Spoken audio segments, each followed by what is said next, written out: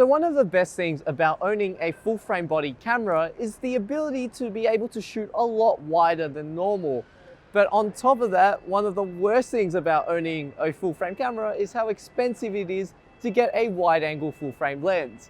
Luckily, Tamron this year have released a brand new 17-35mm F2.8-4, which is an entry-level wide angle lens for full frame bodies, and today we're going to take it out for a spin.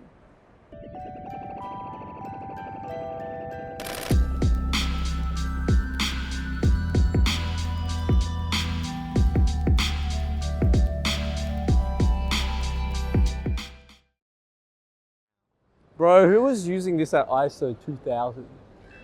What a madman.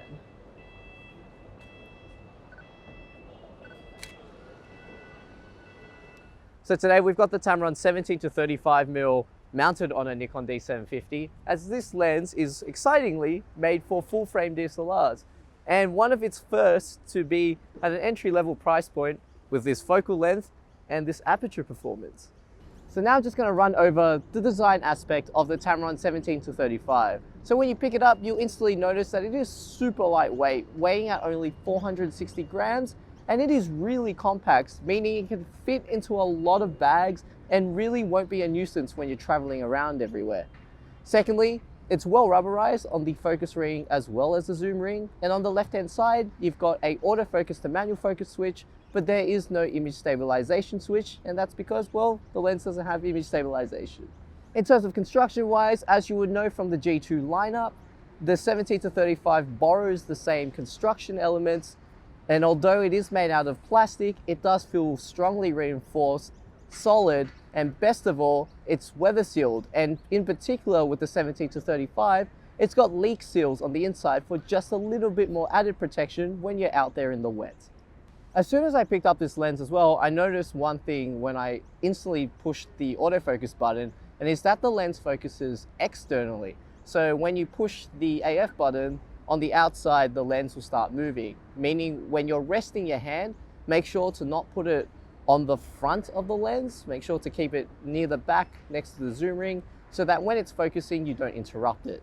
And secondly, when you're going to switch it into manual focus mode for video users, the range on the manual focus isn't too far, and there isn't that much resistance in the actual manual focus ring either, although it is smooth, so it will take a bit to get used to if you're going to be using this for manual focus / video usage.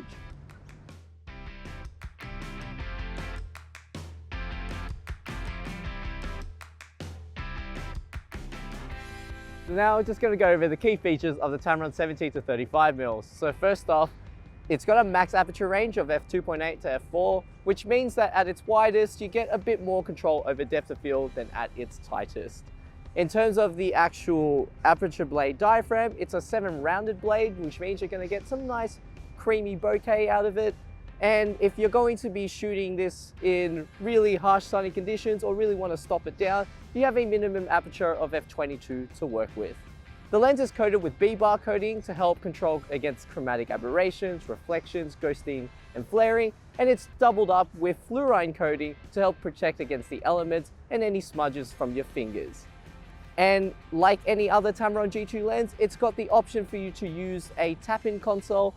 Basically allows you to put your lens on a optional accessory called the tap-in, and you can basically adjust the focusing speed and how you like the lens to perform. So in terms of the focusing performance, I really like how well the 17-35 performs, and this is throughout the whole focal length from 17-35. There's not a dip in performance at all. And in terms of bokeh wise, at 17mm at f2.8, it's like any other wide angle lens that you shoot this wide at 2.8. It's going to give you enough separation from the background, but you're not going to be taking some crazy portraits with this lens. What I recommend is going maybe the 15-30 Tamron, the f2.8 version, if you want to utilize that tighter end to possibly do some portraits, as this one can only close down to f4, which is still decent enough for you to get a pretty good looking portrait. It's so sharp. Today's sample images were shot with a Nikon D750 and a Tamron 17-35mm lens. Images are sharp throughout the focal length. Stopping down to f4 and 5.6 really accentuates the sharpness further. from opening up to f2.8. The corners are only a bit tad softer compared to the center, and there is minimal vignetting when shot below f4. It does have a bit of distortion, but that can be fixed with a picture profile, and this is really only the case when you're shooting around the 17 to 18mm mark. In terms of chromatic aberrations, flaring, ghosting, color fringing, the 17-35mm really does well to handle it. Overall, the Tamron 17 to 35mm excels above its price point, and optically, it's pretty damn good. Nice. What I really like about the Tamron 17 to 35 is its size, because honestly, compared to any other full frame wide angle lens, they're normally a lot bigger than this, like 14 to 24, 16 to 35s, they're all usually quite long, but this keeps it in a really nice form factor. And I think that's also due to the exclusion of IS in the lens, which honestly, I don't think you really need it too much, because in most cases when you're shooting wide angle, you'll be shooting on a tripod, and it's wide enough to compensate for a handshake anyway. So my final thoughts on the Tamron 17 to 35mm f2.8-4 lens. This is a fantastic choice for anyone who's looking to get into wide angle photography. For a price point of under $1,000 Australian, it's huge bang for your buck, especially for its performance and brilliant optical quality. So if you have any questions on the Tamron 17 to 35mm lens, pop them in the comments below.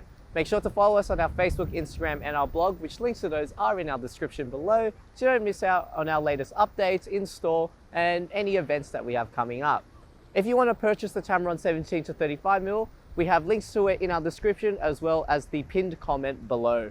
And finally, as always, if you enjoyed our video, make sure to hit the like button and the subscribe button so you don't miss out on our next update as we upload every Tuesday and Thursday.